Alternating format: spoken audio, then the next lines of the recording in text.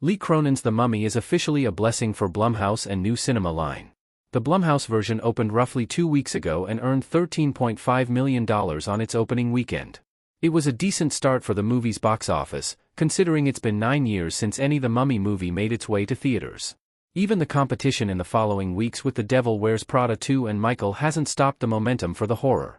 Now, Deadline reports that Lee Cronin's The Mummy has officially made $80 million at the global box office during its third week in theaters.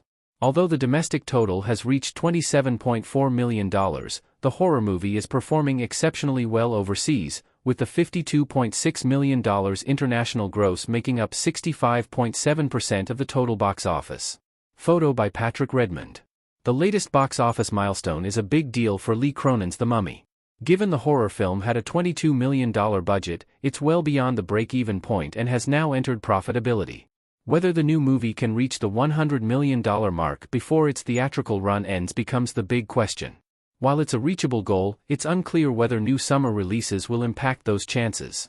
More importantly, the success continues Blumhouse box office rebound after back-to-back commercial disappointments last year.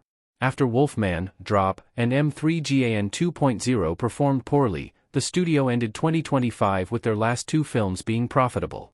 Black Phone 2 and Five Nights at Freddy's 2 earned $132 million and $239.6 million, respectively.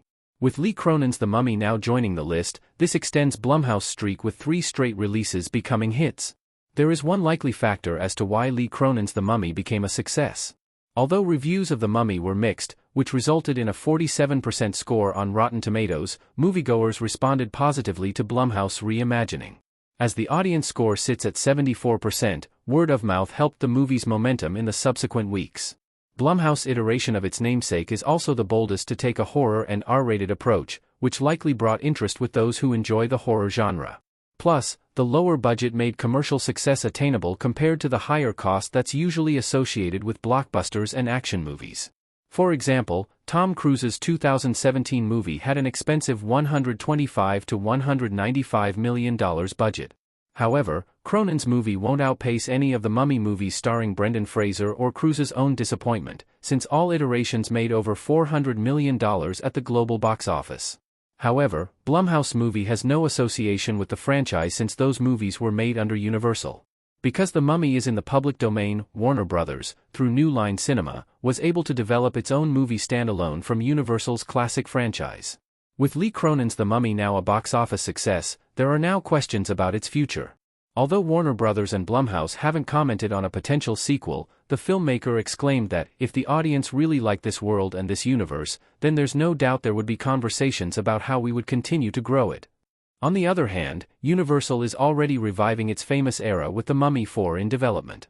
Fraser, Rachel Weisz, and John Hannah will return as the original trio, while Radio Silence filmmakers Matt Bettinelli-Olpin and Tyler Gillett will helm the project. The release date was recently moved up to October 15, 2027.